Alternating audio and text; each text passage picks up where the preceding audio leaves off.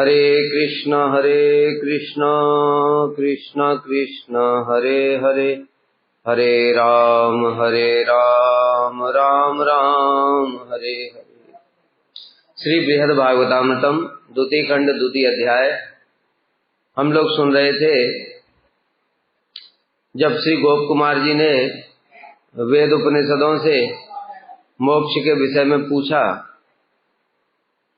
तब उस समय कुछ श्रुति शास्त्रों ने ज्ञान को ही मोक्ष का कारण बताया।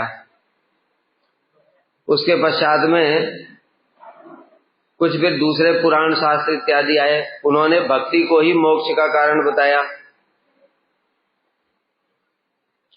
यह सुनकर के गूढ़ भगवत भक्ति परायण उपनिषदों ने और कोई कोई गूढ़ महाआगमों ने, वैष्णव तंत्र इत्यादि ने मंद हास्य पूर्वक मौन धारण कर लिया।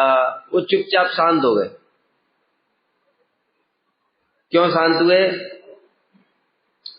क्योंकि वे मन ही मन सोच रहे थे कि देखो कैसी माया है, ये लोग श्रुति शास्त्र होकर भी वास्तविक तत्व को नहीं जानते।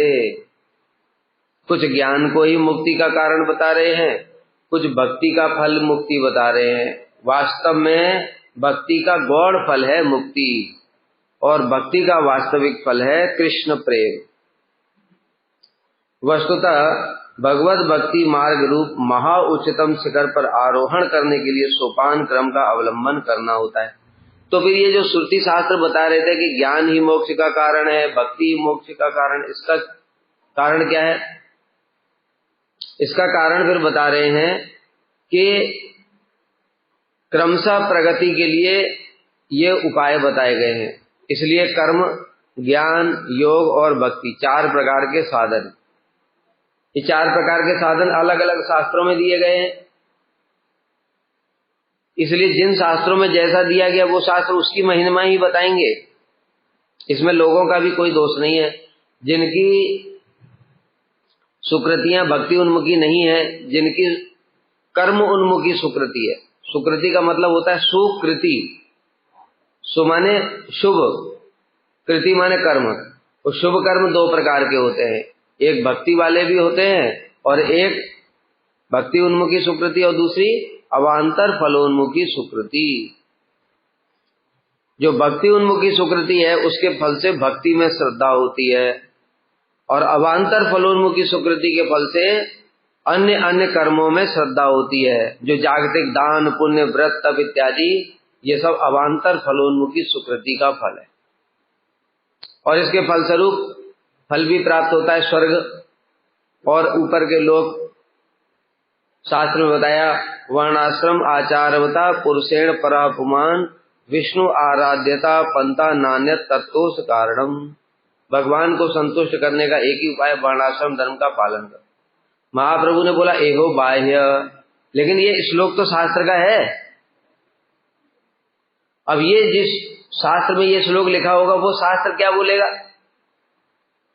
वो शास्त्र तो यही बोलेगा ना कि भाई तुम वर्णाश्रम धर्म का पालन करो। तो इसलिए उस शास्त्र की क्या गलती? और जो जीव उसका पालन कर रहे हैं उन शास्त्रों का, उनकी भी क्या गलती? क्योंकि उनका अधिकार ही इतना निम्न है। निम्न अधिकार वाले अपने अधिकार के अनुसार उन शास्त्रों का ही पालन करते हैं। लेकिन जो उच्च अधिकार वाले होते हैं वो उनको देख के ही पहचान लेते हैं, अच्छा इससे बहस करने से कोई लाभ नहीं है, इसका अधिकार तो बहुत निम्न है, कर्म में ही फंसा हुआ है ये। जैसा हमने बताया था कि बहुत सारे जगत के लोग इस प्रकार से प्रश्न पूछते हैं, प्रभु जी घर में रहकर ही बताइए ना कोई उपाय, घर में रहकर ही भजन हो जाए। मैं माता पिता को नहीं छोड़ सकता, नौकरी नहीं छोड़ सकता, पत्नी बच्चों को नहीं छोड़ सकता, घर में रहकर, मतलब इसका अभी संस्कार कर्म वाला है, इसलिए ये शरीरों को ही आसक्त है, शरीरों में ही।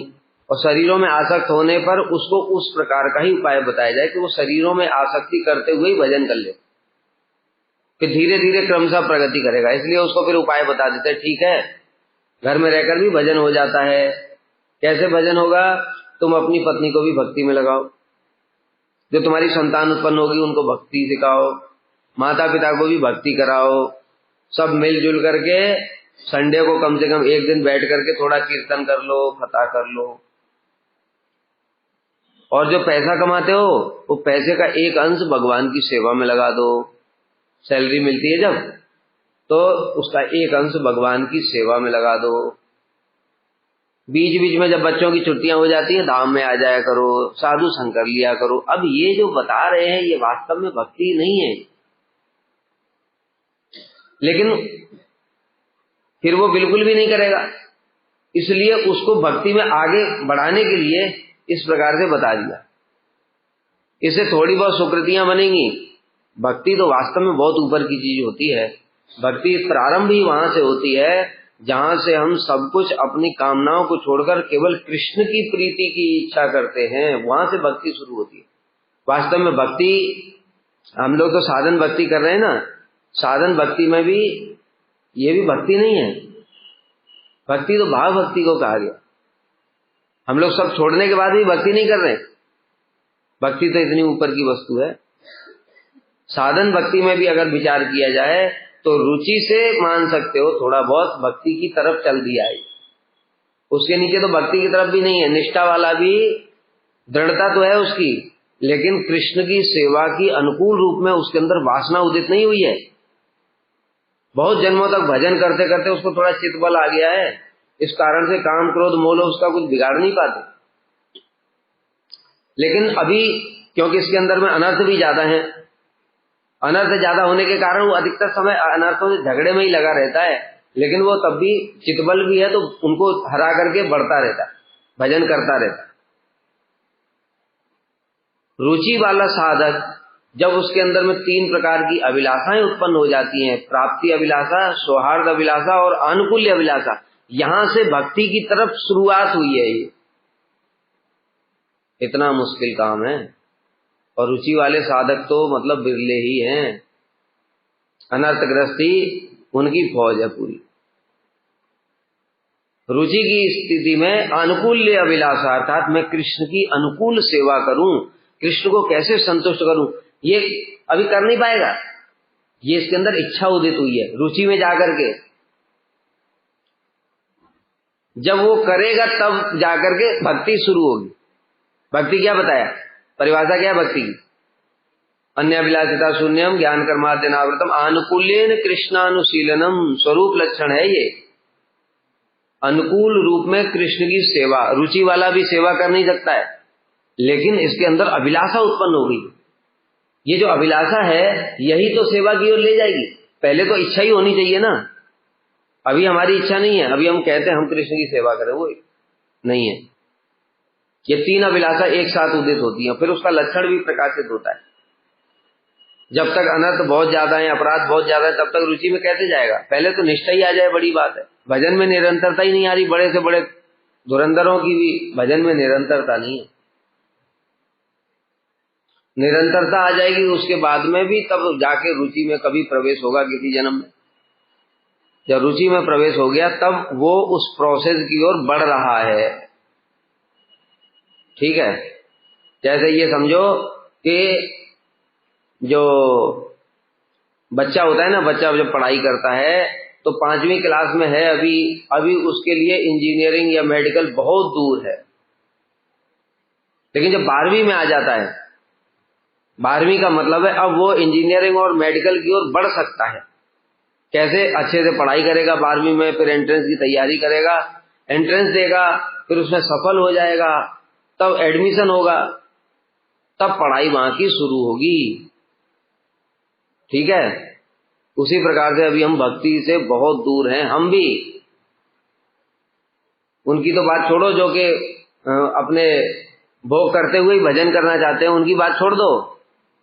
अभी हम सब त्याग करने के बाद भी भक्ति से बहुत दूर हैं, क्योंकि पहले तो निष्ठा में प्रवेश कर जाओ एक जन्म में, फिर रुचि आएगी। जब रुचि आएगी तब हाँ ये प्रोसेस की ओर बढ़ रहा है,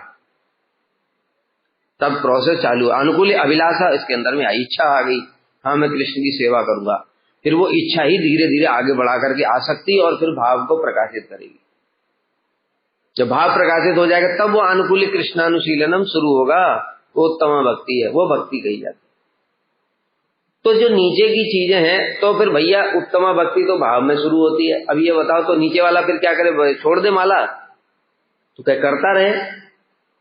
तो वो जो करने की बातें बताइए कि ये सब करते हुए भी तुम करते रहो, वो सब कर्म ज्ञान योग प्रतिपादक श्रुतियों में बताया। इस कारण से जो सोपान है, जैसे गीता में भी भगवान ने बताया, कर्म योग, ज्ञान योग, अष्टांग योग, भक्ति योग।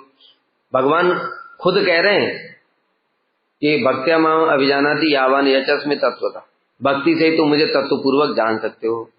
भक्त्या तो अनन्या शक्य अहम एवं विदो अर्जुन ज्ञातुम दृष्टुम च तत्त्वेन प्रवेष्टुम च परंतप। भक्ति से ही तुम मुझे जान सकते हो, दर्शन कर सकते हो और मेरे धाम में प्रवेश कर सकते। तो प्रभु फिर आपको ये कर्म की बातें क्यों बता रहे थे? इतनी देर से टाइम बर्बाद किया। भगवान ने अपना भी टाइम बर्बाद किया, अर्जुन का भी टाइम बर्बाद। कर्मण्येवाधिकारस्ते मा फलेषु कदाचन। फिर उसके बाद में ज्ञान की भी बातें बताई, फिर योग की भी बातें बताई, और फिर अंत में कह दिया भक्ति से ही सब कुछ होगा। तो फिर इतनी सब बातें बताने की क्या जरूरत थी? इसलिए जरूरत थी क्योंकि अधिकारी 4 प्रकार के हैं जगत में, और भगवान समोहम सर्वभूतेषु, इस श्लोक का लोग मतलब ही नहीं समझ पाते। समोहम सर्वभूतेषु का मतलब मैं सबके लिए समान हूं। अरे सबके लिए समान का मतलब क्या है? एक कंपनी में मालिक है और एक कंपनी में नौकर है, सफाई करने वाला झाड़ूदार है, सब एक ही हैं। तो झाड़ूदार को ऑफिस में बिठा दो जो मालिक है उसकी कुर्सी पे, और सीईओ जो है कंपनी का मालिक, उसको झाड़ू पकड़ा दो, कहे टॉयलेट साफ कर। ये समान अधिकार है? तो सब समान है, सबको टॉयलेट साफ करना पड़ेगा? ये समान नहीं है। समान का मतलब है यथा योग्य अधिकार, यही समानता है। जो जैसा अधिकारी है उसके साथ में वैसा ही करना चाहिए। अच्छा, एग्जाम में 100 स्टूडेंट बैठे, टीचर तो सबके साथ समान ही व्यवहार करता है, तो सबको 100 नंबर दे दे, ये सबको फेल कर दे। ये समानता है? समानता क्या है? जिसने जैसा लिखा है उसके अनुसार में उसको मार्किंग करनी है, यही समानता है, यथा योग्य। इस जगत में भी सब जगह ऐसा ही होता है। तो लोग इसको समझ ही नहीं पाते। समोहम कहने से मतलब सबके लिए समान। सबके लिए समान है क्या? फिर पापियों को भी स्वर्ग दे दें और पुण्यात्मा को भी नरक दे दें, वो तो सबके लिए समान है। मतलब ये समान है कि मैं किसी के साथ कोई भेदभाव नहीं करता। अगर तुमने पाप किया तो पाप का फल मिलेगा, पुण्य किया तो पुण्य का फल मिलेगा। जैसा एग्जाम में लिखा है तुमने वैसा तुमको नंबर देगा। कॉपी खाली छोड़ दी तो 0 बटा सन्नाटा। ठीक है? तो वैसे ही भगवान कर कि तुम अगर कर्मी हो तो तुमको कर्म का फल दिया जाएगा, ज्ञानी हो तो ज्ञान का फल दिया जाएगा, योगी को योगी का फल, और संपूर्ण फल अगर तुम प्राप्त करना चाहते हो तो फिर मेरा भजन करो। जैसा मैं हूं, मतलब संपूर्ण रूप में जैसा मैं हूं वैसा भक्ति से ही जान सकते हो। तो फिर ज्ञान और योग से क्या कर सकते हैं? कहते थोड़ा अंश में जान सकते, जैसा भगवान ने बता ही दिया। तीनों ब्रह्म परमात्मा भगवान तीनों की बात बताई भगवान ने गीता में। द्वाविमौ पुरुषौ लोके सरश्चाक्षर एव च सर सर्वाणि भूतानि कूटस्थो अक्षर उच्यते। इस जगत में 2 प्रकार के पुरुष है, एक क्षर एक अक्षर। क्षर को बताया जीव जिनका पतन हो जाता है, और दूसरा अक्षर, उसको कूटस्थ ब्रह्म भी बताया। उसके बाद दूसरे श्लोक में कहा है उत्तम पुरुषस्त्वनि परमात्मेति उदाहरिता यो लोकत्रय में आवेश विवर्त्य ईश्वर। इन दोनों से श्रेष्ठ, क्षर और अक्षर से श्रेष्ठ है उत्तम पुरुष परमात्मा, जो तीनों लोकों में प्रवेश करके सबका पालन कर रहा है, सबके हृदय में विराजमान। अब ये जो ब्रह्म और परमात्मा को भी जो जानोगे तो ये भक्ति के बिना इनको जान सकते हो, लेकिन वो भी भगवान के अंश हैं, ब्रह्म और परमात्मा भी, किंतु संपूर्ण रूप में इसके द्वारा भगवान को नहीं जाना जाता। फिर भगवान कह रहे तस्मात् क्षरम अतीतो हम अक्षरादपि चोत्तम अतो अस्मिन् लोके वेदे च प्रथितः पुरुषोत्तमः। मैं क्षर से भी श्रेष्ठ हूँ, अक्षर से भी श्रेष्ठ हूँ, परमात्मा से भी श्रेष्ठ हूँ, इसलिए मुझे पुरुषोत्तम नाम से जानते हैं। तो पुरुषोत्तम ही संपूर्ण है, और वो पुरुषोत्तम को जानने के लिए भक्ति चाहिए। परमात्मा को जानने के लिए भक्ति की जरूरत नहीं, वो तो योग के द्वारा, अष्टांग योग के द्वारा जाना जा सकता है। ब्रह्म को जानने के लिए ज्ञान और वैराग्य के द्वारा जाना जा सकता है। मतलब अन्य उपाय अगर तुम अवलंबन करोगे तो मेरे एक अंश को ही जान पाओगे, और अन्य उपाय का अवलंबन जो करेगा उसको फिर भगवान यथा योग्य समोहम सर्वभूतेषु, अर्थात तुमने एक अंश को जानने की कोशिश की है तो मैं तुमको पूरा क्यों समझाऊं, मैं तुमको एक अंश वाला ही फल दूंगा। मैं तुम्हारे सामने ब्रह्म रूप में ही प्रकट हो जाऊंगा, ज्योति रूप में। तुम मुझे चतुर्भुज मानते हो जो निर्विकार है, हृदय में विराजमान है, तो तुम्हारे सामने मैं परमात्मा रूप में प्रकट हो जाऊंगा। और जो कहते भगवान सच्चिदानंद विग्रह हैं, उनके लिए फिर भक्त के लिए संपूर्ण रूप में प्रकट होऊंगा। यही समोहम सर्वभूत। तो इसलिए क्रमशः भगवान ने गीता में जो क्रमशः प्रगति का मार्ग बताया कि जो लोग अभी निम्न अधिकार में है, कर्म में आसक्ति है उनकी, छोड़ नहीं सकते कर्म। उनको कहा ठीक है कर्मयोग करो तुम। कैसा कर्मयोग? कर्मयोग कहते भगवत अर्पित निष्काम कर्म, इसको कहते कर्मयोग। तो वो जो श्रुतियां हैं उन श्रुति शास्त्रों में भगवत अर्पित निष्काम कर्म की बात बताई जाएगी। अब वो श्रुतियां जब किसी को उपदेश देंगी तो क्या कहेंगी कि देखो भगवान ने स्वयं बोला है भगवत अर्पित निष्काम कर्म योग ही करना चाहिए। वर्णाश्रम धर्म पालन करो, किंतु उसमें किसी फल में आसक्ति मत रखो, कर्म का फल भगवान को अर्पण कर दो और बस थोड़ा भजन कर लो, बस यही योग। फिर भगवत अर्पित निष्काम कर्म योग में ज्ञान और वैराग्य मिल जाएगा तो वो ज्ञान योग हो जाएगा। अब जिनकी आसक्ति कर्म में तो नहीं है, कर्म से तो वैराग्य हो गया उनको, किंतु भगवान के शरणागत नहीं होना चाहते, लेकिन मुक्ति भी प्राप्त करना चाहते हैं, तो उनको भगवान ने कहा ठीक है तुम ज्ञान और वैराग्य का अवलंबन। ये लोग ज्ञान और वैराग्य का अवलंबन करके ज्योति में चले जाएंगे। फिर तीसरे वाले हैं ज्ञान योग में परमात्मा का ध्यान और मिला दिया। अब ये हो गया अष्टांग योग। ज्ञानी लोग भगवान के स्वरूप को नहीं मानते, निराकार, निर्विकार, निशक्तिक, निर्विशेष है, तो भगवान उनके सामने ज्योति रूप में प्रकट हो जाते, जो भगवान की अंग कांति। तीसरे प्रकार के अष्टांग योग वाले ये मानते हैं भगवान का आकार है, परमात्मा स्वरूप में हृदय में ही विराजमान है, हृदय में ही ध्यान लगाओ, वो चतुर्भुज और हम उनके अंदर में जाकर के लीन हो जाएंगे, किंतु वो निर्विकार हैं। मतलब किसी के सुख दुख से उनको कोई मतलब नहीं रहता। हम देखते परमात्मा भीतर में बैठा है, हमको रोग हो रहा है, व्याधि हो रहा है, रो रहे हैं, चिल्ला रहे हैं, किसी का मर्डर हो रहा है, जिस समय उसका मर्डर हो रहा है भीतर परमात्मा बैठा है कि नहीं, उसको कोई मतलब नहीं। पशुओं को काटा जा रहा है, जब काटने के लिए पूरा उसके गले पे लगा दिया तो उसके भीतर परमात्मा बैठा है कि नहीं, उसको कोई टेंशन नहीं, तो निर्विकार है। और ये भगवान ऐसा होते तो परीक्षित के बाण मार रहा है, अश्वत्थामा ब्रह्मास्त्र मार रहा है, भगवान से देखा गया ही, अरे उसने ब्रह्मास्त्र मार दिया, भगवान रह नहीं पाए, उन्हें सुदर्शन छोड़ दिया कि तू ऐसे कैसे परीक्षित को मार देगा, मैं रक्षा करूंगा इसकी। तो ये भगवान का गुण है, भगवान भक्तवत्सल, इसलिए परमात्मा उसको कोई विकार नहीं होता है, सुख मिले दुख मिले, काटो मारो माला पहनाओ, कोई लेना देना। लेकिन भगवान ऐसे नहीं है, पांडवों को दुख दिया तो भगवान को कष्ट हो जाता है, और पांडवों को सुख मिलता है तो उनको सुख मिलता है। तो भक्त के सुख में सुखी और भक्त के दुख में दुखी है। तो ये सब अंतर हैं, और धीरे धीरे क्रमशः प्रगति करते करते वहां भक्ति तक पहुंचता है, भगवान को समझ पाता है। इसलिए क्रमशः सोपान का अवलंबन करना होता है, जिसके निम्न स्तर पर कर्म, उसके ऊपर ज्ञान और फिर उसके ऊपर मोक्ष। यद्यपि कर्म, ज्ञान और मोक्ष रूप सोपानों का महात्म्य भक्ति महात्म्य में ही पर्यवसित होता है। पर्यवसित का मतलब क्या है कि नीचे वाले से ऊपर वाले की प्राप्ति हो रही है, तो साधन बढ़ा कि साध्य बढ़ा?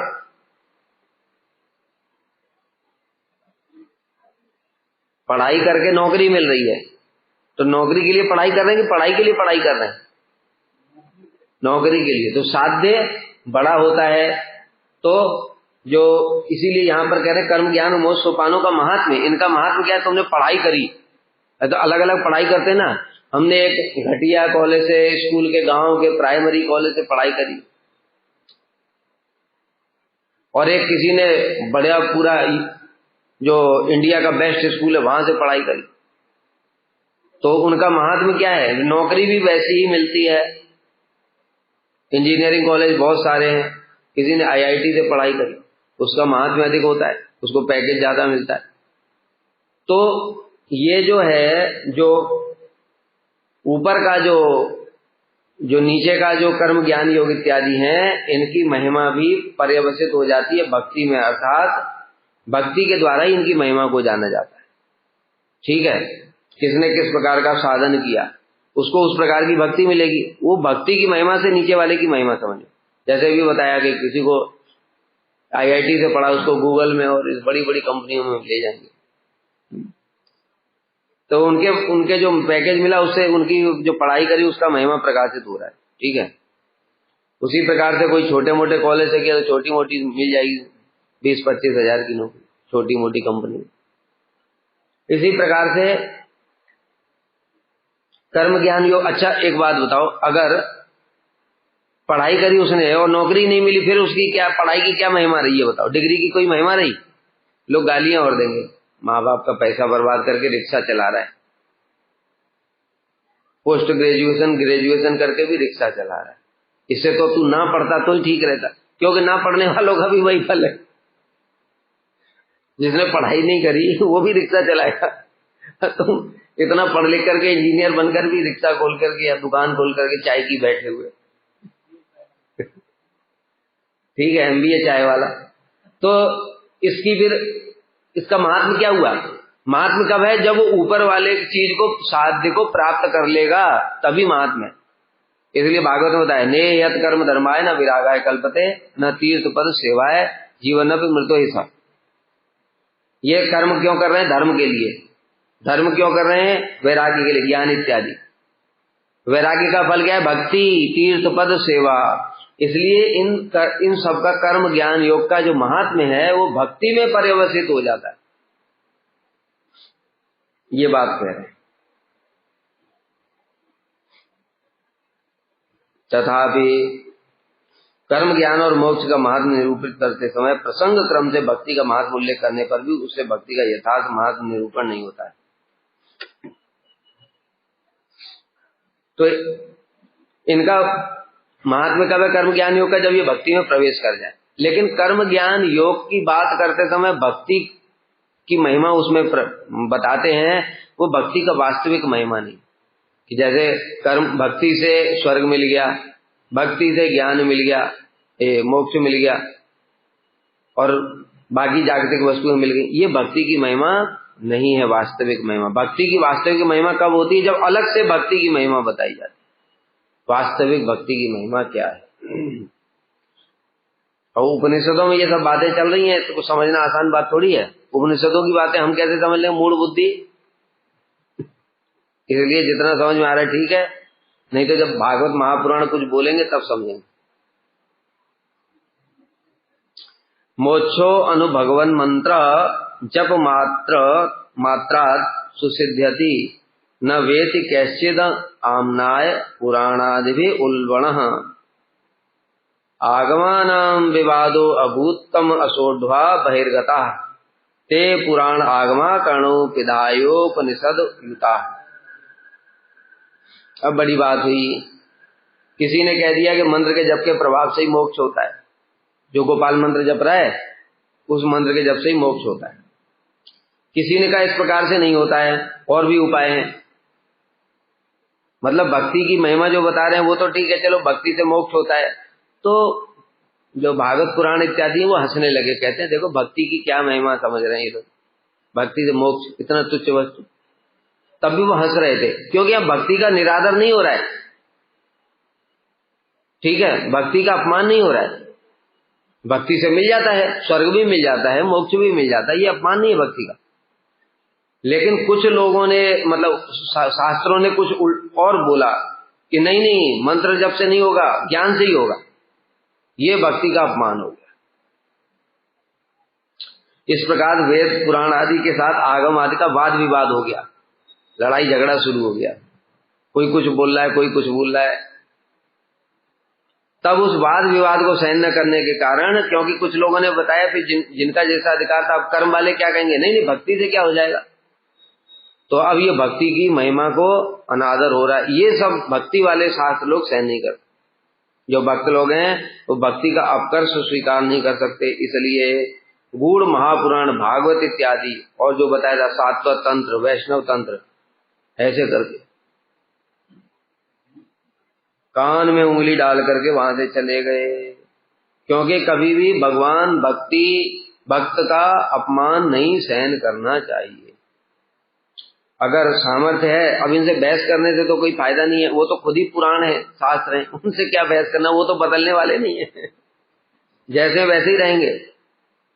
इसलिए इनसे बहस करने से कोई लाभ नहीं है, हमारा अपराध उल्टा हो जाएगा, भक्ति की महिमा का अपकर्ष हमको सुनना पड़ेगा।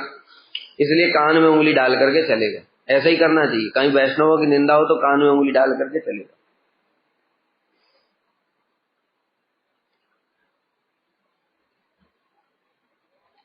फिर वेद पुराण आदि का आगम समूह अर्थात पांचरात्र आदि समस्त तंत्रों के साथ घोर वाद विवाद, कलह शुरू हो गया। जैसा ब्रह्मचारियों में होता है, पहले एक श्लोक से शुरू होता है,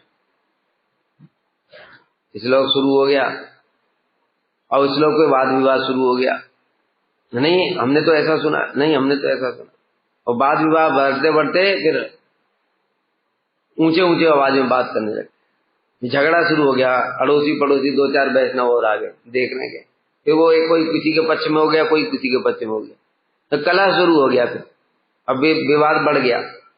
और ऐसी स्थिति में जो भक्त होते हैं वो हरि नाम कर रहे थे, देखा तो जोर जोर से आवाज आ रही, देखा अरे आपस में झगड़ा चल रहा है, चुपचाप निकलो पतली गली से। तो साइड से निकल करके बाहर चले गए, छत के ऊपर में हरे कृष्णा कृष्णा कृष्णा हरे हरे, हरे राम राम राम हरे, ऐसे वाले हैं भागवत इत्यादि। किस विषय या प्रश्न को लेकर विवाद हुआ वह पहले ही बता दिया। मात्र भगवान के मंत्र जप द्वारा ही मोक्ष होता है या नहीं, इस विषय पर विवाद हुआ। कुछ कह रहे हैं कि मंत्र जप से मोक्ष हो जाएगा, कुछ कह रहे हैं नहीं इससे नहीं होगा, ज्ञान और वैराग्य करना पड़ेगा। मतलब मंत्र जप से चित्त शुद्ध होगी, बताया था ना 4 प्रकार के ज्ञानी। कुछ ऐसे भी तो हैं जो कहते हैं नहीं केवल ज्ञान से ही हो जाएगा, दूसरे कुछ और हैं कहते हैं मंत्र जप की आवश्यकता तब तक है जब तक चित्त शुद्धि नहीं होती, उसके बाद में जरूरत नहीं, ज्ञान वैराग्य से ही मोक्ष होगा। अब इनकी बातें तो भक्ति शास्त्र सहन नहीं कर सकते।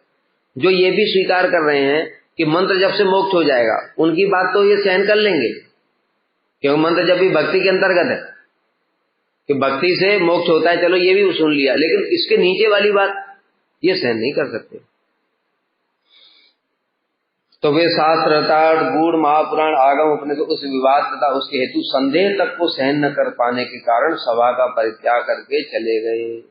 जैसे हरिदास ठाकुर जी ने सभा का परित्याग कर दिया था, नाम की महिमा चल रही थी और कोई मान ही नहीं रहा था, वो गोपाल चक्रवर्ती, तो उन्होंने छोड़ करके सभा चले गए। इसका कारण क्या है? भक्ति महिमा संबंधी विषय में संशय का श्रवण करना भी अनुचित है। भक्ति की जो महिमा है उसके विषय में कोई संशय बोल रहा है, भक्ति से तुम लोग जो घर बार छोड़ करके बैठे हो, माता पिता की सेवा छोड़ करके बैठे हो, तुमको मिल जाएंगे भगवान? इतने बुढ़ापे में तुम उनको छोड़ करके चले आए, तुमको भगवान मिल जाएंगे? अब ऐसी बातें सुनने से तुम्हारे अंदर भी संदेह उत्पन्न हो जाए, पता नहीं मिलेंगे कि नहीं मिले तो बस वायरस आ गया सिस्टम में वायरस आ गया। उसके बाद वो वायरस अपना काम करेगा, खुद कुछ करने की जरूरत नहीं। सिस्टम में केवल वायरस डालना होता है, बाकी काम वो खुद कर लेता है अपने। इसलिए वो वायरस को घुसने मत, इसलिए तो कान बंद कर लिए कि कहीं वायरस अंदर ना चला जाए कान से, इसलिए वो छोड़ करके चले गए। जब हरिदास ठाकुर जी को यवन लोग मार रहे हैं तो वो क्या कह रहे हैं? कह रहे हैं मैंने नाम की अपमान सुना ना, ये लोग जो यवन लोग हैं वो नाम की महिमा को, नाम को अपमान कर रहे थे। अरे ये तेरे ये महामंत्र से क्या होगा, अल्लाह का नाम कर, खुदा का नाम कर, ऐसे ये अपमान सहना की अपमान सहा ना मैंने, नाम की निंदा सुनी, उस कारण मुझे दंड मिल रहा है। मतलब किस प्रकार से भक्ति में श्रद्धा होनी चाहिए, इसलिए कान बंद करके चले गए थे वे। पहले मौन धारण किया था। मौन धारण क्यों किया था? क्योंकि उसमें भक्ति का अपकर्ष नहीं हो रहा था। चलो भक्ति से गौड़ फल की बात कर रहे हैं, इनका अधिकार इतना ही है, लेकिन अभी तो ये कह रहे हैं कि भक्ति से नहीं होगा। अब ये संदेह उत्पन्न हो गया। इसलिए भागवत इत्यादि पुराण मुख्य रूप में और उपनिषद आदि गौड़ रूप में कथित हुए हैं, अर्थात भागवत आदि महापुराणों के साथ उपनिषद आदि बाहर चले गए। कौन से उपनिषद? जो भक्ति, जो 11 उपनिषद है हमारे वैष्णवों के। आगे यह विचार बताएंगे। ततो महापुराणानां महोपनिषदां तथा माध्यस्थ्यात् आगमनन्तु जयो जातो मम प्रियः ततो महापुराणानाम। अब जब देखा कि झगड़ा बढ़ गया है, तब बुजुर्ग लोग आते थे, बुजुर्ग बड़े बड़े सीनियर वैष्णव आ गए, और वो क्या कहेंगे, अरे क्यों झगड़ा कर रहे? तो महाराज ये ऐसे बोल रहा था, कोई बात नहीं, चलो हरि नाम करो। सब दोनों टीम अपने अपने कमरे में चली गई। अंदर में तो हलचल मची हुई है, लेकिन बाहर से तो चले ही गए, झगड़ा बंद करा दिया। इसलिए ये झगड़ा देख करके महापुराण, बड़े बड़े महापुराण लोग आ गए और महाउपनिषद विवाद मिटाने के लिए बीच, भक्ति वाले तो निकल लिए, लेकिन और जो दूसरे थे वो आ गए बीच में, और उन्होंने विचार किया, जो निरपेक्ष थोड़ा विचार करने में समझ, सात्विक वाले होंगे ये, सात्विक व्यक्ति निरपेक्ष विचार कर लेता है। उन्होंने विचार किया कि आगम ही विजयी है, मतलब मंत्र जप के द्वारा मोक्ष मिल जाता है, और दूसरे जो पुराण थे वो उनको हारा हुआ माना गया। अब इस प्रकार से आगमों की जय स्थिर होने पर मैं आनंदित हो गया। गोप कुमार जी को बड़ा आनंद आया। क्यों? ये मंत्र जप कर रहे थे और मंत्र जप के प्रभाव से मोक्ष मिल जाता है, ये सुन करके उनको बड़ा आनंद। अभी इनको भक्ति की वास्तविक महिमा पता नहीं है, क्योंकि इन्होंने ये श्लोक पढ़ा नहीं ना, भक्ति स्थिर भगवान अधिकार, जो तो तुमने पढ़ा है, गोप कुमार जी ने भी पढ़ा नहीं, वो तो मंत्र जप ही करे जा रहे। तो मंत्र जप साक्षात भक्ति है और भक्ति के प्रभाव से मोक्ष मिल जाता है, ये डिसीजन हो गया फाइनल सभा में। जब ये डिसीजन हो गया तो इनको बड़ा आनंद हुआ।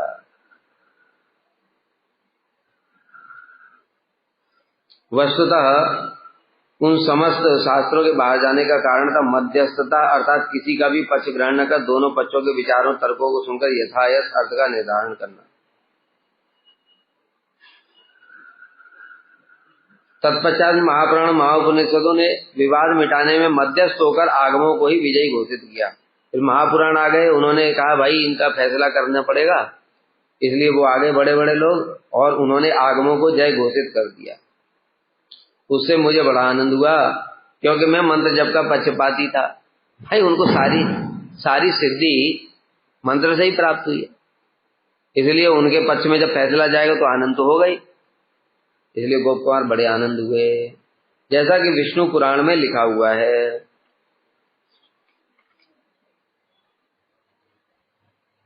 गत्वा गत्वा निवर्तन्ते चंद्र सूर्यादयो ग्रहा अद्यापि न निवर्तन्ते द्वादशाक्षर चिंतका।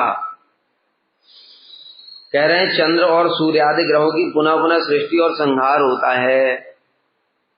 देवता सारे फिर से बनते हैं, ब्रह्मा जी का जब दिन होता है फिर रात होती है, ऐसे करके सभी देवताओं का भी अपना हिसाब किताब है, पुनः पुनः उनका निर्माण होता है। किंतु द्वादशाक्षर मंत्र का चिंतन करने वाले आज तक लौट करके नहीं आए। यद गत्वा न निवर्तन्ते तद्धाम परमम मम। और पद्मनाभी शास्त्र में लिखा है मंत्र जप द्वारा देवताओं की नित्य स्तुति होने से वे प्रसन्न होते हैं, इसलिए वे जपकारी को प्रचुर भोग नहीं अभी तो मुक्ति भी दे देते। मंत्र जप द्वारा भगवान क्यों प्रसन्न होते हैं, इसके उत्तर में बता रहे हैं। भगवान सोचते हैं कि यह व्यक्ति केवल मेरे मंत्र जप में ही अनुरक्त है, इसलिए मेरा प्रिय है। मंत्र जप मतलब भक्ति का एक अंग है ना, भक्ति का अंग कब माना जाएगा? जो 64 भक्ति के अंग में दीक्षा से आदो गुरु पदाश्रय किया इन्होंने, गुरु जी ने मंत्र दिया है, सदगुरु ने मंत्र दिया, और वो जो ब्राह्मण था मातुर ब्राह्मण, उसको भी देवी ने मंत्र दिया है। देवी तो वैष्णवी हैं, इसलिए अब जो वैष्णव से मंत्र लिया और फिर वो मंत्र जप कर रहा है, ये भक्ति का अंग है। इसलिए भगवान देख रहे हैं ये कर्म ज्ञान योग की तरफ नहीं गया, केवल मेरा मंत्र ही जप कर रहा है, इसलिए मैं इस पर कृपा करूंगा, ये मेरा प्रिय है। मया भी प्रेत्य तद्भावम ते पुराण आगमादय अनुनीय सभा मध्यमानिता स्तुति पाठवई। उन श्रीमद् भागवत आदि महापुराण और आगम आदि तंत्र शास्त्रों के मंद हास्य और उनके बाहर जाने के मनोभाव से अवगत होकर मैं अनुनय पूर्वक पुनः उन्हें सभा में ले आया। अब गोप कुमार जी ने देखा था जब ये वाद विवाद चल रहा है तो ये तो ब्रह्मा जी हैं, ब्रह्मा जी तो वहां खड़े हुए हैं कि ये वेद पुराण ये वाले कुछ कह रहे हैं, कुछ ये वाले कह रहे हैं, दोनों साइड को देख रहे हैं। लेकिन उसी में देखा ब्रह्मा जी ने कि कुछ शास्त्र लोग हंसे और हंस करके कान में उंगली डाल के बाहर चले गए। तो ब्रह्मा जी हैं, साधारण थोड़ी हैं, शक्ति है ना इनके अंदर। समझ गए कोई कुछ दाल में काला है, कुछ चक्कर है, ये लोग क्यों ऐसे कान में हाथ डाल करके गए हंसते हुए, मतलब कुछ गूढ़ रहस्य की बात है। इसलिए ब्रह्मा जी गए बाहर और भागवत इत्यादि महापुराण के सामने हाथ जोड़ करके प्रभु, यद्यपि वो ब्रह्मा जी आदेश भी दे सकते थे, लेकिन बताए ना भक्त ब्रह्मा है, इसलिए उनके अंदर दीनता है, सहिष्णुता है, अभिमान नहीं है कि मैं ब्रह्मा पद। वो देख रहे हैं तो पुराण इत्यादि भागवत इत्यादि इनका सम्मान करना चाहिए, इसलिए हाथ पैर जोड़ गए, प्रभु कोई बात नहीं, वाद विवाद तो होता रहता है, आप कृपा करके भीतर चलिए। ऐसे करके उनको भीतर सभा में ले आए। तत्त्वं सादरं पृष्ठास्ते श्री भागवतादयः ऊचु सात्वत सिद्धांताद्यगम श्रुति मौलिभी। क्या बता रहे हैं? तब उनसे फिर मैंने आदर पूर्वक तत्त्वं सादरम पृष्ठास्ते, उनसे आदर पूर्वक पूछा। क्या पूछा? मोक्ष का तत्व।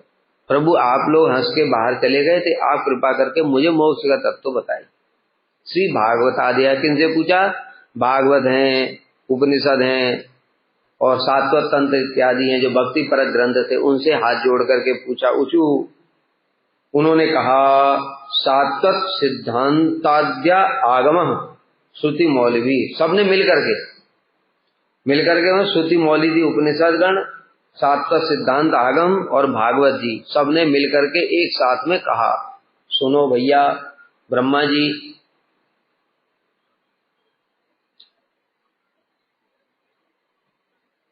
पहले तो गोप कुमार जी ने वही पूछा कि प्रभु आप लोग कान में उंगली डाल करके सभा से बाहर क्यों गए थे? तो उन्होंने कहा श्री भक्ति शास्त्राणी ऊचु, श्री भक्ति शास्त्रों ने कहा। क्या कहा? लब्ध ब्रह्माधिकारेदम महागोप्यम निदेरपि भवत सद्गुण संदोहै आख्यामो मुकरी कृता।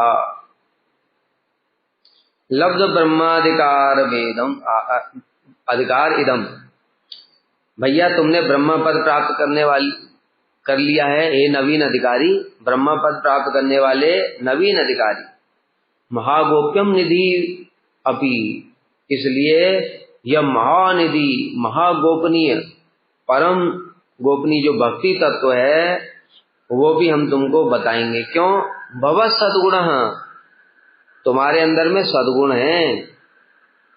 क्या सद्गुण है? वो हाथ जोड़ करके लेकर के आया ये, तो क्या सद्गुण है?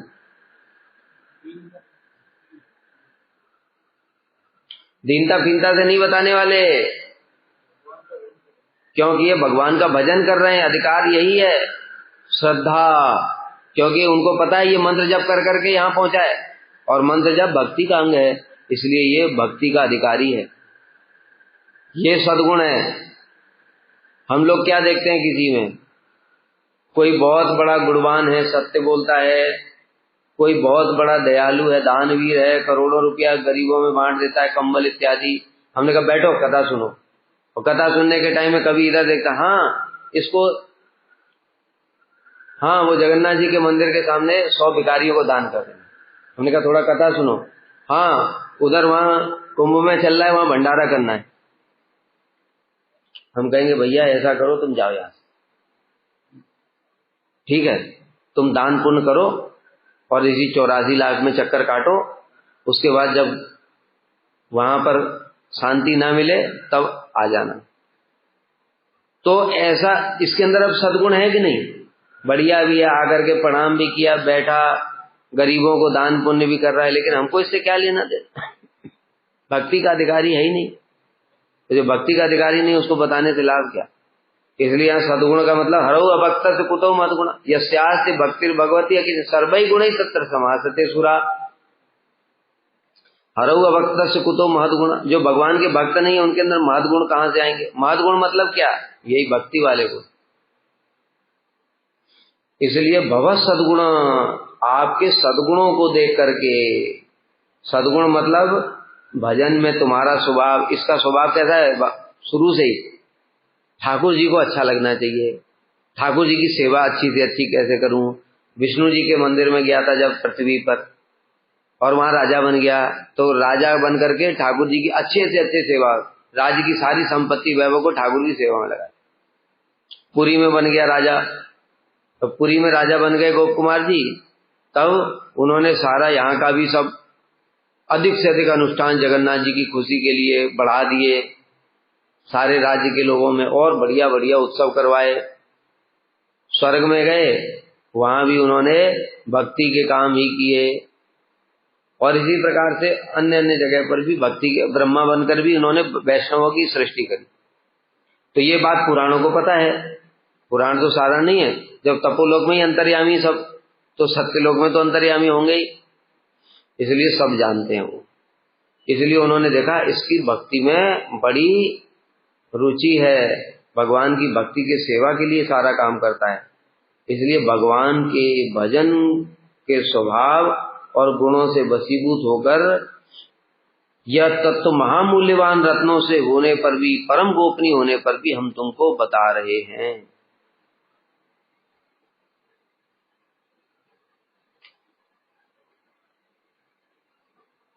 हे ब्रह्मा पद को प्राप्त करने वाले नवीन अधिकारी, इस संबोधन का ध्वनित अर्थ है कि तुमने ब्रह्मा का अधिकार प्राप्त किया है, इसलिए तुम इस गूढ़ तत्व को श्रवण करने के अधिकारी हो।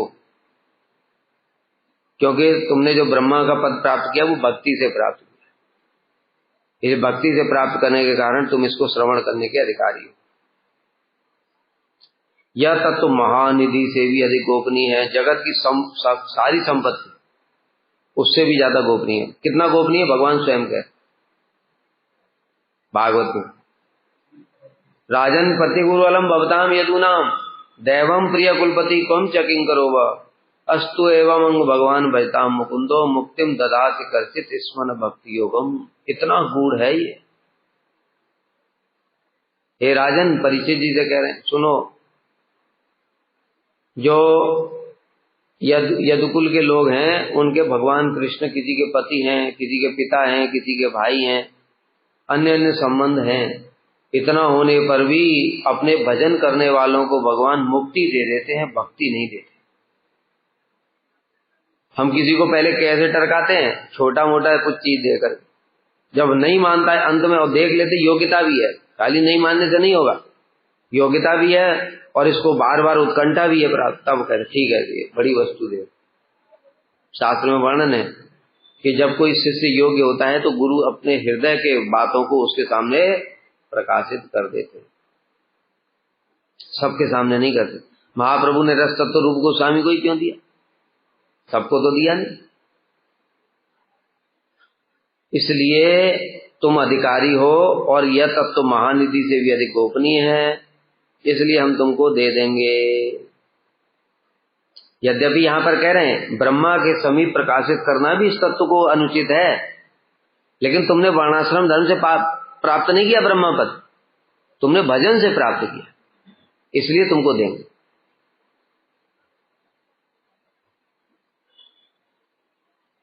यदि आपत्ति हो कि मैंने तो ब्रह्म का अधिकार मात्र प्राप्त किया है, केवल थोड़ा अधिकार मिला है, मुझे क्यों बता रहे हो, तो कह रहे हैं कि यह गुण तत्व प्रकाशित करना संगत नहीं है, किंतु भगवान के भजन में तुम्हारी चेष्टा, सब समय भगवान का दर्शन मुझे प्राप्त हो, सब समय भगवान की सेवा प्राप्त हो, जैसी ब्रह्मा जी सेवा कर रहे हैं ऐसी मुझे भी मिल जाए, ये भक्ति। इसलिए ऐसी चेष्टा को देख करके, चेष्टा आदि रूप उत्तम सद्गुणों द्वारा, यही उत्तम सद्गुण, जो भगवान की सेवा की इच्छा नहीं करता है उसके अंदर में चाहे कितने भी सद्गुण हो बेकार है। अब प्राणस्य देह से मंडनम लोकरंजन,